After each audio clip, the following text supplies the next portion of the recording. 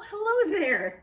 Welcome to my micro kitchen with my micro tools. MicroMangia, courageous cooking in a craft kitchen. I am starting to feel spring in the air. The daffodils are poking up out of the ground. I went to the grocery store and asparagus was on sale for $1.88 a pound. So I bought 2 pounds of it and I roasted it and had some for dinner and then realized I have 1.5 pounds of asparagus left over. So what do? And then I thought quiche. Quiche is a custard pie made with milk, eggs, cheese, and basically whatever leftovers you have in your refrigerator. I had leftover asparagus and goat cheese, so that's what I'm gonna make today. First, we're gonna prep our pan with some nice soft butter, and I'm gonna show you a trick I use with Parmesan cheese to make a crustless quiche. Then I had some goat cheese, which is one of my favorites, Gruyere cheese. We need warm milk to make quiche, eggs. I had, like I said, my leftover asparagus I roasted this weekend. I had some dill, I had some scallions, so I'm adding that all into my quiche. You don't have dill and scallions? Don't use them. Use what you have. Salt, always an ingredient in everything delicious. And I do add a little flour to my crustless quiche, but if you're gluten-free, just don't use the flour.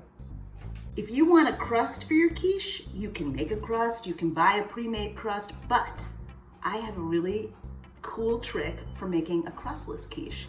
You take your pan, you rub your little soft butter all over it.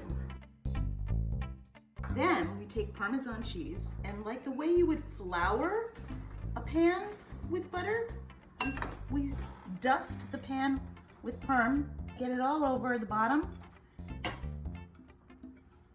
get it all over the sides, and when this bakes in the oven, it forms its own delicious, cheesy crust.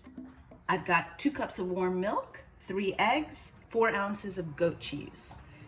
Now we warm up the milk because we don't want anything cold when we put it in the oven, but we also don't want to scramble our eggs with the warm milk. So here's what we're going to do. First, we're going to pour the warm milk over the goat cheese, and we're going to break up the goat cheese just a little bit so we don't get lumps of goat cheese. Now, we are going to temper our eggs, similar to tempering chocolate, but different.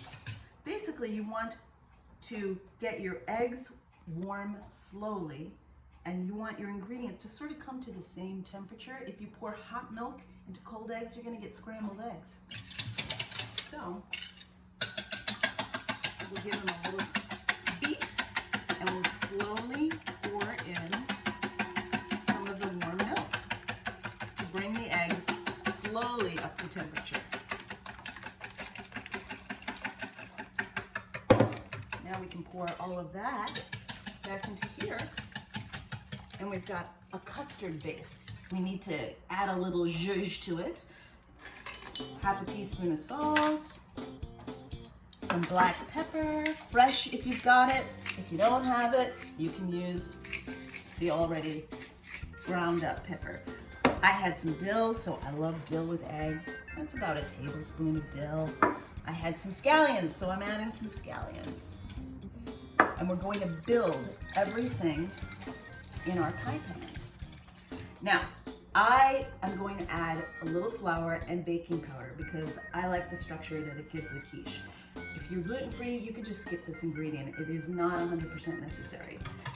And we don't want to overwork the flour, so we add it at the end. Just give it a really quick, whoops, have fun with it. Building the quiche. Asparagus goes in the bottom. You can put in as much or as little as you like. I might as well just use it all because I've got it. Then we're going to put the Gruyere cheese on top of that. Love me a good Gruyere. If you don't have Gruyere, you don't like Gruyere, you can use whatever you have. Then we just pour custard base right on top. Yum. Now I have a little left over, which I'm going to do something else with. I'll show you. I'm going to put this in a 375-degree oven for about 35 minutes. I had more eggs, I had more milk and I had some leftover broccoli. So I'm gonna make a broccoli and cheddar quiche.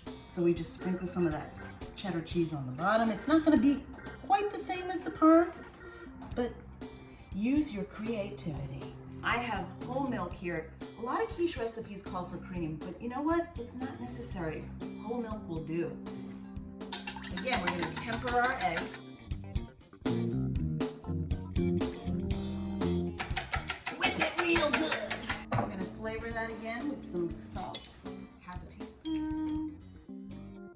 Again, I have some dill, so I'm gonna use dill. I'm gonna use those scallions. Get that all mixed in there. Flour. Layer our broccoli on top of that layer of cheese. Then we're gonna put more cheese on top, because how do you have a broccoli and cheddar quiche without tons of cheese?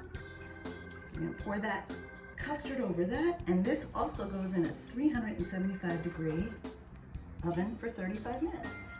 I'm gonna use this leftover batter to make something special. Another way to bake your quiche is using a little muffin pan.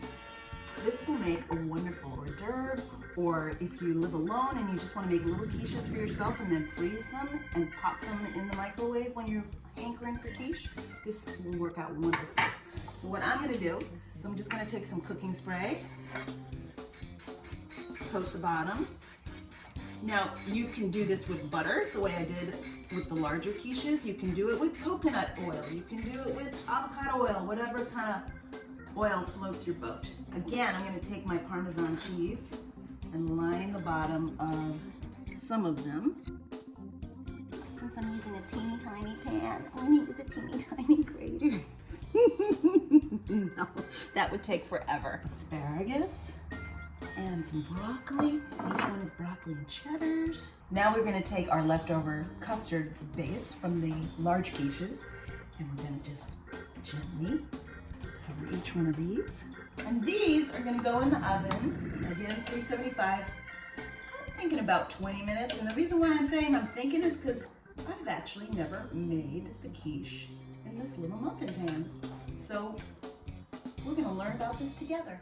All right, I've got my little mini quiches in the oven with the giant quiches, the mama quiches. Everything fits in my little 20-inch oven, which is quite a miracle. But I'm not sure how long to bake it because it's one big experiment. That's why we call this courageous cooking. If you don't have a 20-inch oven, if you only have a little toaster oven, you can bake each one of these things individually in your toaster oven. If your round pie pan isn't going to fit in your toaster oven, get a rectangular pan that will fit. You can still make quiche, it doesn't have to be round.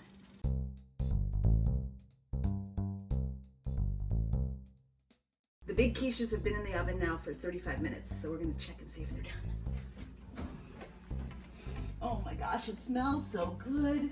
Cheesy, beautiful. That was the broccoli and cheddar. Let's go to the back of my oven and see how the asparagus one. Ooh, baby. Wow. Yum. I'm gonna look at the muffins. I think they need another couple of minutes, so we're just gonna wait on that. The way you tell when these quiche are done, aside from the beautiful brown top, is you jiggle them and they should look all set, which they are. If they're too liquidy in the center, put them back in the oven for another 3 to 5 minutes and test them again. The mini quiches have been in the oven for another 5 minutes. Let's check and see if they're ready. Ooh, yeah, baby. They look beautiful.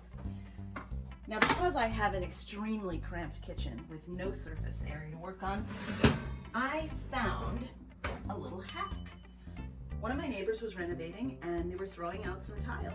And I found this 1 foot by 2 foot piece of marble in the trash. Cleaned it up, and it works as an extra surface over my sink, hides all my dirty dishes. It's awesome. These are our delicious, scrumptious quiches. I can't wait to taste one. But look how the edge got all crispy and brown because of the cheese. I'm gonna have this one because I can't help myself. Wow, from leftover asparagus. Manna from the gods. MicroMangia, courageous cooking in in a crab kitchen.